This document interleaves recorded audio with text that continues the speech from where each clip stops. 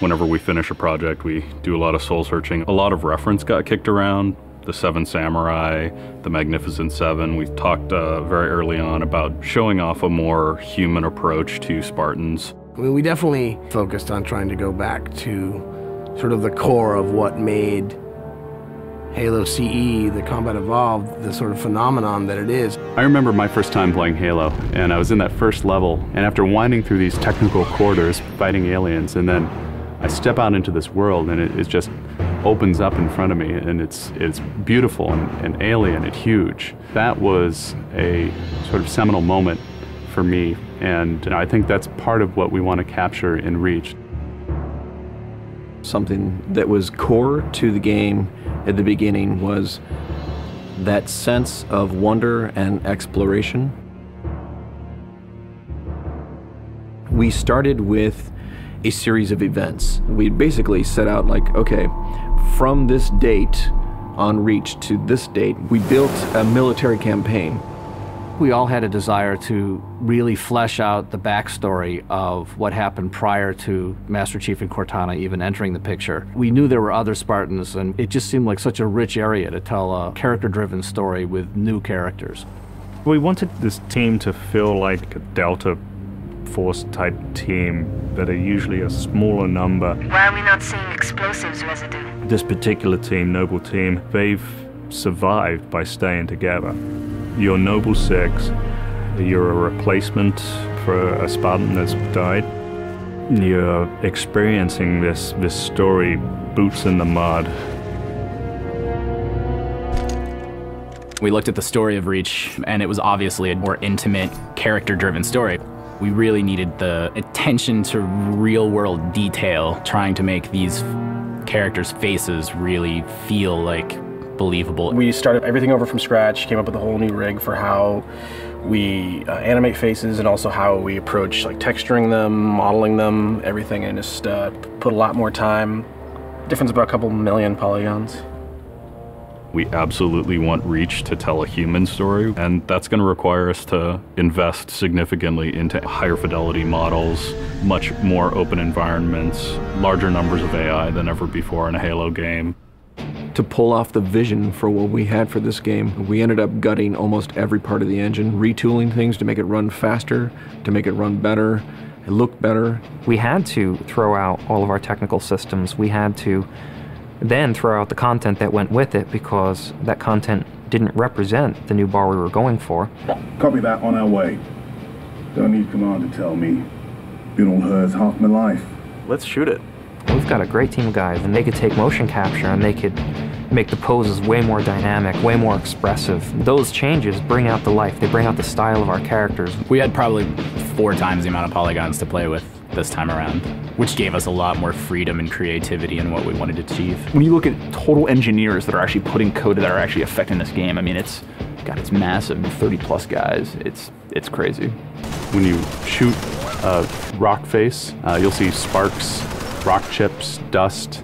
In Halo 3, we had a maximum of 100 colliding particles. In Halo Reach, we have thousands. We've got much more customizable Spartans than we've ever had in the past. The number of polygons we can draw at one time has skyrocketed. It's changed the way we build things up close as well as out far.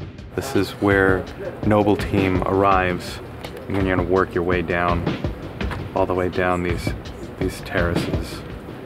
Big open environments, epic skyboxes. These are things that are quintessential to Halo. Like, we're building a planet that exists 500 years from now. We want to build spaces that you want to explore. We want to put twice as many characters, vehicles, and weapons into that environment. That's going to require massive improvements to the way we handle our artificial intelligence in the game. We now can put so many AI in an encounter that you can put 4 Spartans, the player, 8 Marines against 30-ish Covenant, and that's an actual serious challenge. Bringing the elites back was something that was really a true joy for us because they're such an awesome character to fight. What if the Spartans and the soldiers don't actually understand what the aliens are saying? What's that going to feel like? What if we can get back to having the aliens feel really alien and threatening? The these people and this planet and this story deserves something new and different. Just a different underlying sense of tragedy, heroism. We're rebuilding everything from the ground up.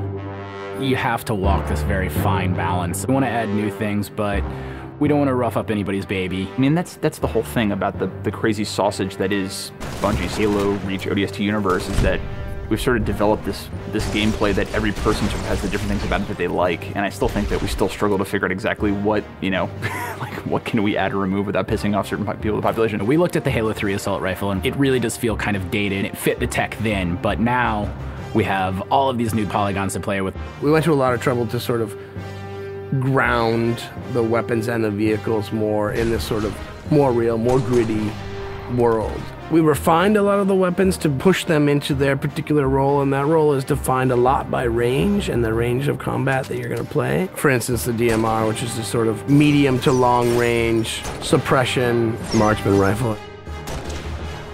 It's going to be a sandbox game. It's not going to be a carefully scripted game where every movement of the AI is controlled by a mission designer. It's much broader than that. It allows the player to deal with encounters in their own specific way. There's definitely going to be offhand grenade throwing. There's definitely going to be vehicles. There's definitely going to be a large number of weapons that are incredibly powerful, incredibly accurate, that allow the player to feel like a badass. Now, if you melee him in the back of the head like you really mean it, you're holding down on the button, and you will launch into this more elaborate animation sequence. It's going to be a very different campaign experience for people overall. We're doing stuff in the campaign that people absolutely won't expect from a Halo game. Bigger battles, brand new cast of characters. An incredibly ambitious game. Every neuron in my head is firing with just reach, reach, reach. We knew from the beginning what the end was going to be. This is the definitive Halo made by the people who created Halo.